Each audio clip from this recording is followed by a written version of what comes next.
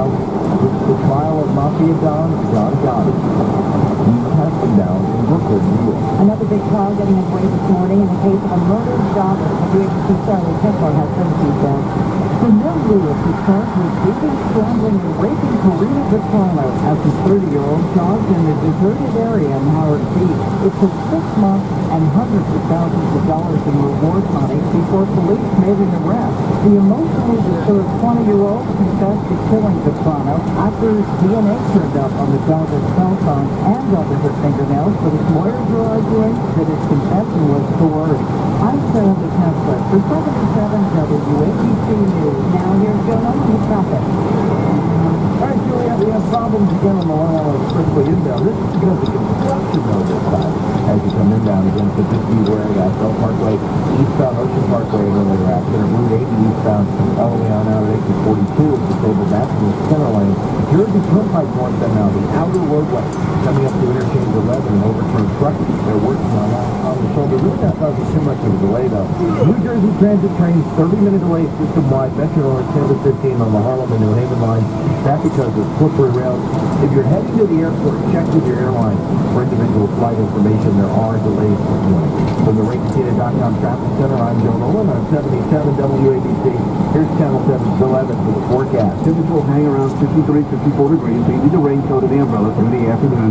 And even through the evening continues and into tonight. Tonight, the rain tapers off to drizzle, and it's cloudy after midnight, the low is 52. Tomorrow, we start in the 50s again. It'll be cloudy. So by lunchtime, a cold front comes, and it'll be some thunderstorms at lunchtime in the early afternoon with some rain. And that might slow you down and get into the cold tomorrow on Election Day. It will be a very mild high of 65. And the showers are going to go down by evening. And tomorrow night will clear out. We have a beautiful day on Wednesday with sunshine and a high of 52. Keep an umbrella handy. This is Vito Mitchell of us, 27 WABC. You work here all the time. Bob Menendez has failed New Jersey. He's corrupt and ineffective. Fortunately, we have a better choice for Senate, Bob Hugin. Listen to former Governor Tom Kane. Bob has done such a wonderful job in everything aspect of his life. The first was family, to go to college. After that, he proudly served the Marine Corps. He came to take over a business. He was very small and made it one of the largest states in New Jersey. I heard him say, people say, well, it's true. If people were alive today would not speak, it would not be Bob's work. He's very intelligent, he's independent, and never, ever, ever for anybody of any reasonable question Bob Hugin's integrity. Join Governor Kane in supporting Bob Hugin for Senate. Bob Hugin, a senator we can be proud of again. I'm Bob Hugin. I approve this message. People by Bob Hugin for Senate Incorporated, approved by Bob Hugin. NJDiet.com presents Real People with real weight challenges getting real results. I'm crazy to do 35 pounds, 35 pounds fat. And it's very possible to taste the days come to Dr. T and NJ Diet. The best diet I've ever done is tastes like come to Dr. T. See the results for yourself at NJDiet.com now with a new office in White Lake, New York. 20 to 50 pounds in 40 days guaranteed. 1855 and NJ Diet and NJDiet.com. This is a court-ordered notice. Current and former Ford, Lincoln, and Mercury owners or lessees can receive payments and other benefits from a legal settlement related to allegedly defective Toyota airbags in their vehicles. To see if your vehicle is included and to file a claim, go to AutoAirbagSettlement.com or call 1-888-735-5596. That's AutoAirbagSettlement.com or 1-888-735-5596. Right now, Napa has 5 Ford shelves of Fendt oil or Valvoline full synthetic motor oil for $23.99. Monthly parts, no Pino.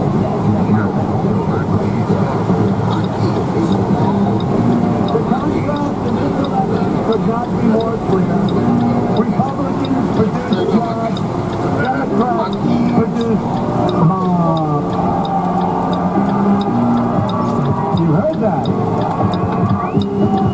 You've seen it. You've seen it.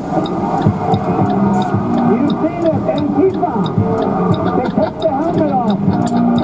And they take the armbands. And you see these little arms. These little arms. Any little arms. Hey, you're the Democrats now. what he's talking about. Talk about your teenage wasteland.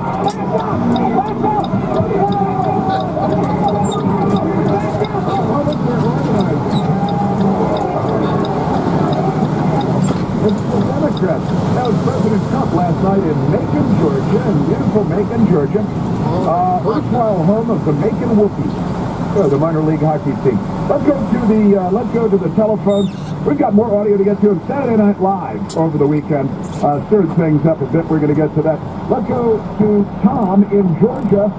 Thomas, you're on the Chris Plank Show. Well, that's good to hear. Thank you.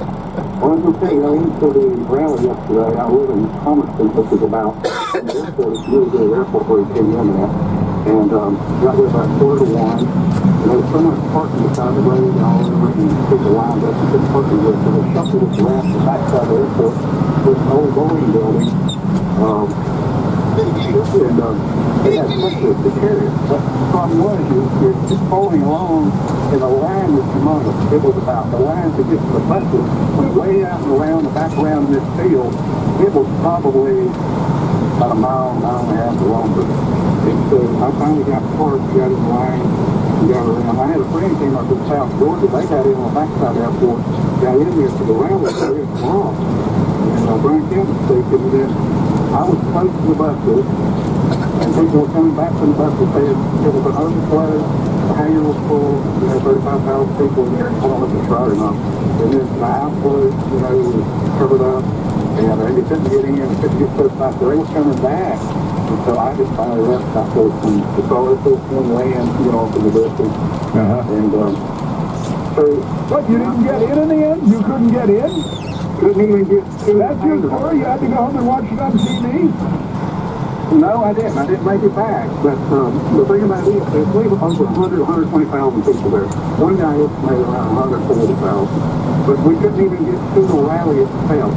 The buses were carrying us, and when I left, there was probably a 3/4 mile long line of people trying to get to the buses. No kidding. Wow. But that was city and idea. And of course, we got this Stacey Abrams with nutcakes out here running for governor in Georgia. But we're not going to let her get in there. We're going to let her out. And Brian Kemp, he's a good guy. He's got some areas that he's working on, but all of us do. So we're on for Brian Kemp, and of course, he's tried to do some kind of bringing outside influence open to the things. Man. Well, let's let you know what's going on in Georgia here, man. Well, I appreciate that. You're in Thomaston, huh? Thomaston, Georgia. I've been to Thomaston. I know Thomaston. My best girl used to live in Thomaston. Really? Okay, that's good. Yep, that's a fact. I know the place. Tom, I'm sorry you didn't get in. Yeah, I know. I had a friend of mine down there, and she did a lot of the videos and all, so real good, and all, and she had a picture of it. Yeah, kind of a fun experience. You have a story to tell, so that's fun. And send those DVRs, you gotta,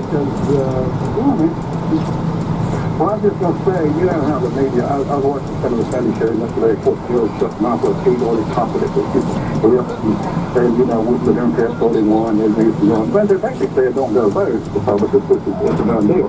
Well, that's a lie, because it's not. If you look at this turnout here in Middle Georgia, man, this is outrageous. Yeah. Well, and you're right about George Stephanopoulos and, the crowd that he runs with. The idea that you take a poll and say, well, the Republicans are losing the House, that's a form of voter suppression. At least the left would call that voter suppression. It really is. And that's what Stacey Abrams is trying to see Brian Kemp. I was talking up there in Georgia. She has sued him on numerous times. And I did see their debate on CBS a couple of weeks ago, and it was rigged. You could tell that the moderator didn't give him the right time. He had 30 seconds to rebut, and she repeated it. And so, you see, of course, PBS as well. Yes, PBS. We fund them with our taxpayer dollars, too. That's my favorite part of PBS and National Panhandler Radio and the Panhandler Broadcasting System is that we give them $500 million taxpayer dollars a year. And then if you ask anybody at NPR, which I have, how about that taxpayer money? We're real sick of time with taxpayer money. I'd like to know where the $500 million is going. Typical liberal. Give them $500 million and I don't know where they left it. That's fun. Tom, buddy, thank you very much. You hold the fort down there in Thomaston. Okay. Thanks. Giant crowd. And Tom couldn't get in. He couldn't get in. the president in Macon, Georgia. And again, he's traveling today. The president is traveling today. He's on the campaign trail. He's going to be hitting Cleveland in Ohio, key races, Fort Wayne in Indiana, and then Cape Girardeau in Missouri, where he will be joined by none other than Rush Limbaugh and, of course, Sean Hannity as well. Rush Limbaugh has the right to say what he wants to say. That's exactly right. I agree with the Reverend Al. Let's do President Trump at the big rally talking about the economy, just like Paul Ryan wants. This election will decide whether we build on this extraordinary prosperity that we've created. Did you see the numbers on Friday? Did you see those? Or whether we let the radical Democrats take a giant wrecking ball to our economy and to our future. America now has the best economy in the history of our country. And it can be destroyed very quickly. That's why you have to get to the polls. That's why you have to get to the polls. Now, Paul Ryan, news reports all over the place. Paul Ryan has begged President Trump, begging him, he says, stop talking about the caravan. Talk about the economy. Plant the economy. The economy affects everyone. And the president is, in fact, talking about both. But when he talks about the economy, all the news media ignores it. When he talks about the caravan, they call him a racist. So they much prefer to call everybody a racist while they harvest the organs of President Trump. The great news just keeps rolling in. Jobs are going up. Crime is going down. Wages are rising, first time in many years. You saw that in the report on Friday. Poverty is plummeting, and confidence is at an all-time high. Well, if you were a Democrat, that would be really great news for you and for your party. We're not doing very well. Yeah, right. Other than that, North Korea in a box, ISIS had their koofies handed to them. President Trump. We are going to work, we are going to fight, and we are going to win, win, win.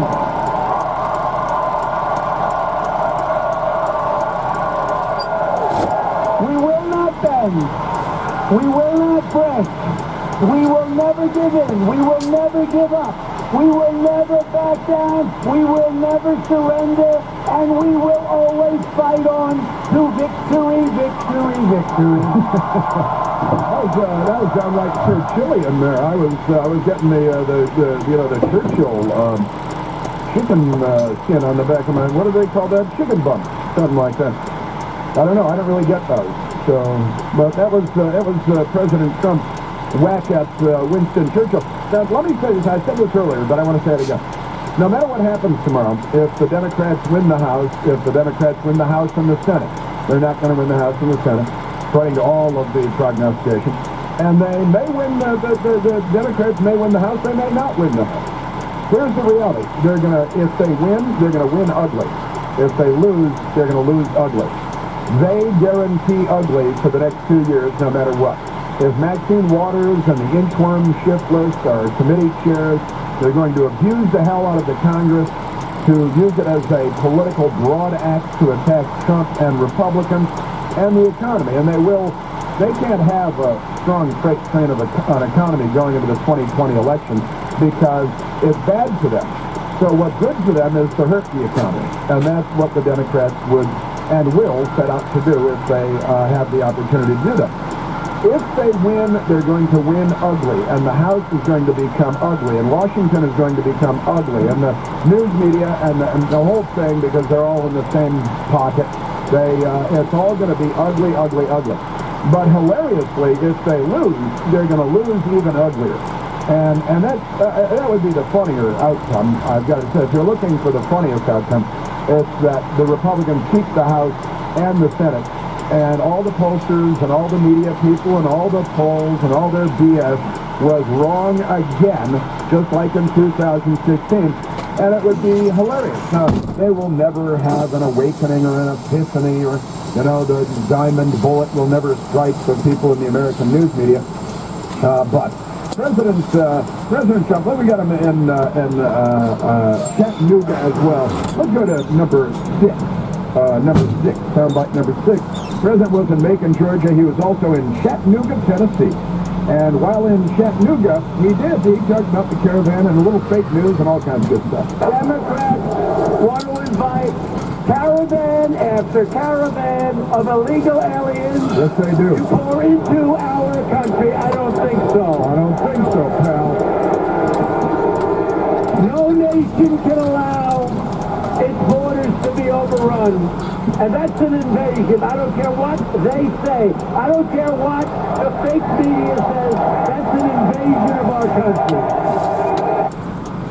Yes, that's an invasion of our country. That's and the Democrats are all in favor of it and encouraging it. Now, and again, the president is talking about the economy, and Paul Ryan, according to reports, pleaded with President Trump in a phone call to talk about the booming economy rather than continuing to attack the migrant caravan in Mexico in the final days before the midterm election. Now, look, the caravan and border security, very important issue according to polls. The economy is a very important issue. And there is this crazy thing. When the economy's bad, it's a big political issue. But when the economy's really good, it's not necessarily a big political issue with people because it's not a concern. It's not an issue for Americans. Let's go to soundbite number 8. I love this soundbite number 8. CNN, I don't even know, you know who the reporter is? It's some CNN reporter who is at the Andrew Gillum rally. I think it was on Friday. And it was in Florida, of course. He's running for governor of Florida.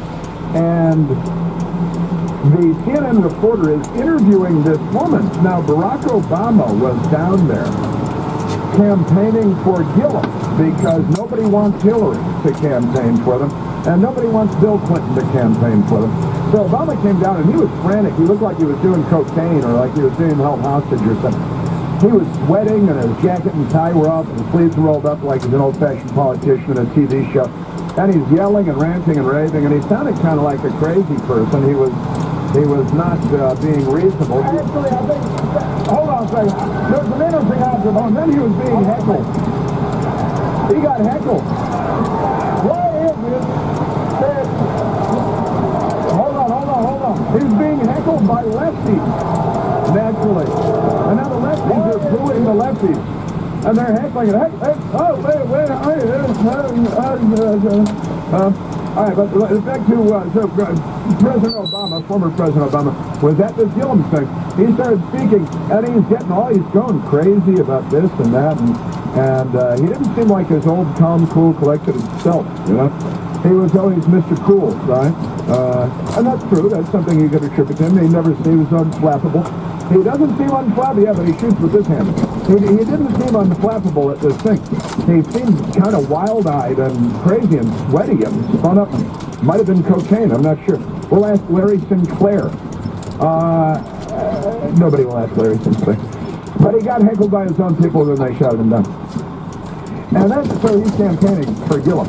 Well, CNN is in the crowd, and they find a woman, a nice woman, an older woman. She's an African-American woman. And the reporter is asking, so, well, did President President Obama, did his supporting Gillum, is that gonna help, you decide your vote? For one voter here, this really is personal. Will Barack Obama's presence in this race and here today influence your vote? I believe that it will. We picked her randomly out of the crowd, but at the end of our interview, when I finally asked her name, it sounded strangely familiar. Strangely. What's your name? My name is Francis Gillum, and as a matter of fact, my son is running for governor. No! Yes. Wait a minute! Why did you tell me that to begin with? Why didn't you tell me that to begin with? Well, that's really a good question, actually.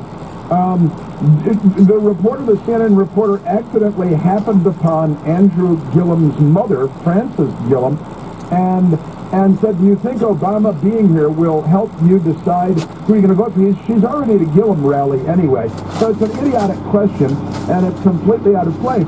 And we're going to have to take a break and do the Saturday Night Live thing. Hey, still the line. Warm.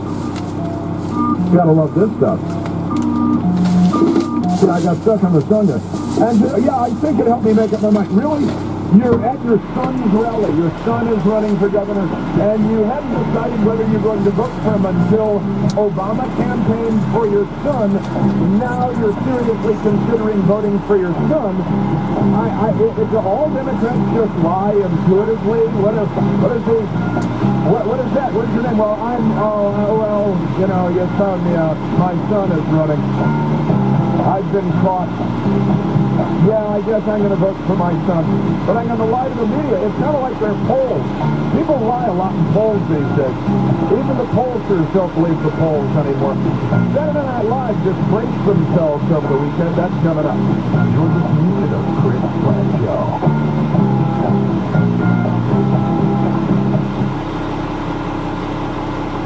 If you're like most people and you see two gas stations and one sells gas for a little less, you go to that one. It makes sense. Every little bit helps. But here's what's weird, though. Sometimes we save a few cents here and there and ignore opportunities to save huge money, life-changing money. If you switch to Medishare for your health care, it could be a massive savings. The typical savings for a family is $500 a month. Think about what you could do with that. Over time, just do the math. That's $6,000 a year. That's real money. And yes, people love it. And they love it because it works. It's believers who share each other's health care costs. More than 400,000 people are now members of Medishare. And it's growing like crazy.